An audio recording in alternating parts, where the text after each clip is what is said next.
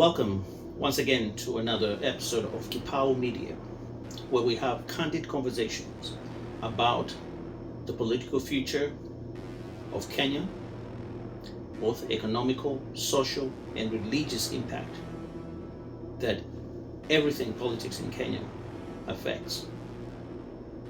Today we're going to talk about the legacy that has been left by the former leaders of this country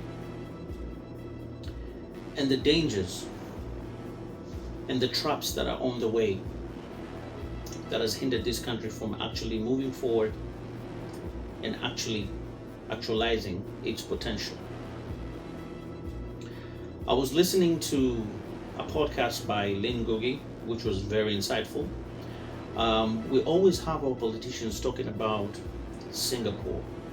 In 1963, Kenya and Singapore were at the same power, and Singapore did this and Singapore did that. We want to take Kenya the Singapore way and adopt the principles that were used by Singapore so that Kenya can actually be able to develop in a particular way and be able to catch up with the lost time that we've had. This has been a political echo since the Moi era up to today, which is 2025. And it actually is something that we really need to have a discussion about because of the legacy that was left in this country. And listening to Lynn Ngugi, I think she actually touched on this subject very well, starting with the first president of this country, Mzee Jomo Kenyatta. He left the worst legacy that one could leave in this country, full of corruption, full of tribalism, and full of cronyism, and put nepotism in there to just add on to the flavor.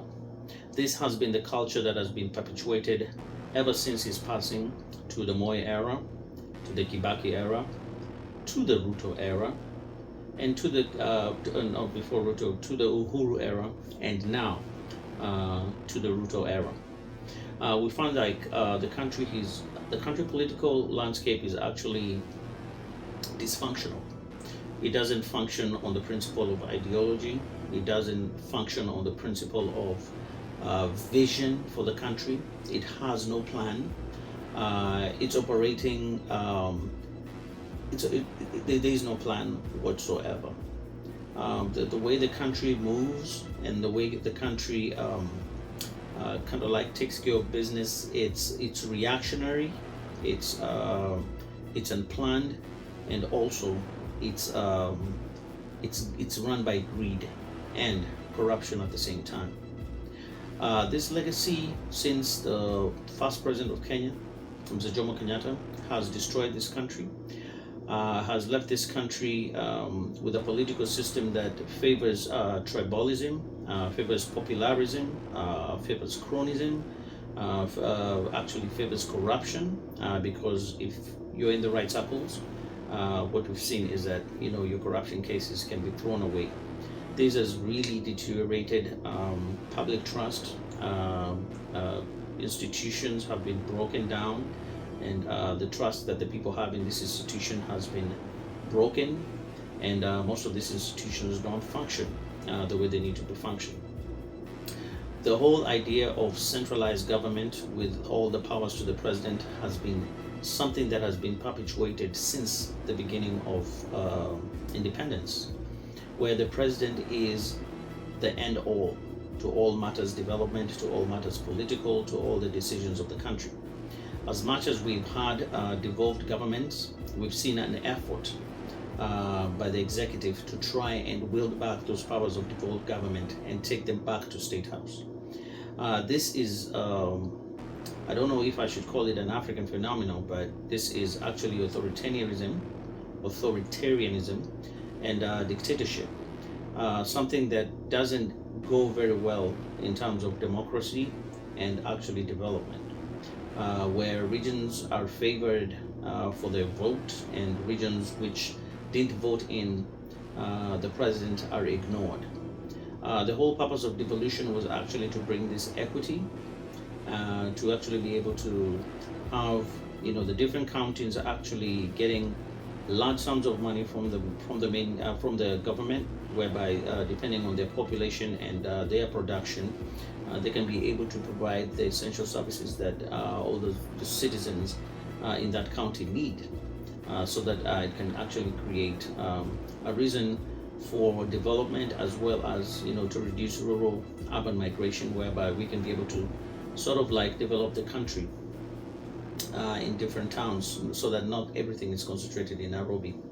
So this whole idea of comparing Kenya to Singapore has to stop, because it's clear that all the leaders that we've had have never really had the principles, have never really adopted the principles that were adopted in Singapore. They've never had the vision that was adopted in Singapore. They've never had the discipline that was adopted in Singapore, and they've never had the checks and balances that was adopted in Singapore in order to make this dream alive. So the whole idea of KANU and 100 years is something that we have to put to a stop. All these politicians, we know them, we know their track record. It's not good. Majority of them have not actually fulfilled their mandate, regardless of decades being in government and being in power. We have to forge a new way in Kenya, and I believe that the youth and the young people need to actually be very serious in terms of leadership choices. There has to be an ideology that has to be a very serious ideology that focuses on the future generation and where we want to be as a country in the next 50 to 100 years. And there has to be the discipline that is involved, the checks and balances that is involved in order to make that happen. This is a difficult movement. This is a difficult challenge. This is a difficult endeavor, but it has to be done. And all of us as Kenyans have to come together to make sure that this is a success and this can happen. I'm your host for Kipao Media, Douglas Ebole, and I'd like to see your comments. I'd like to see your feedback to this conversation. I know it's a conversation that really, we can talk for hours about this, but I'd like to see your feedback and hear your feedback through the comment section.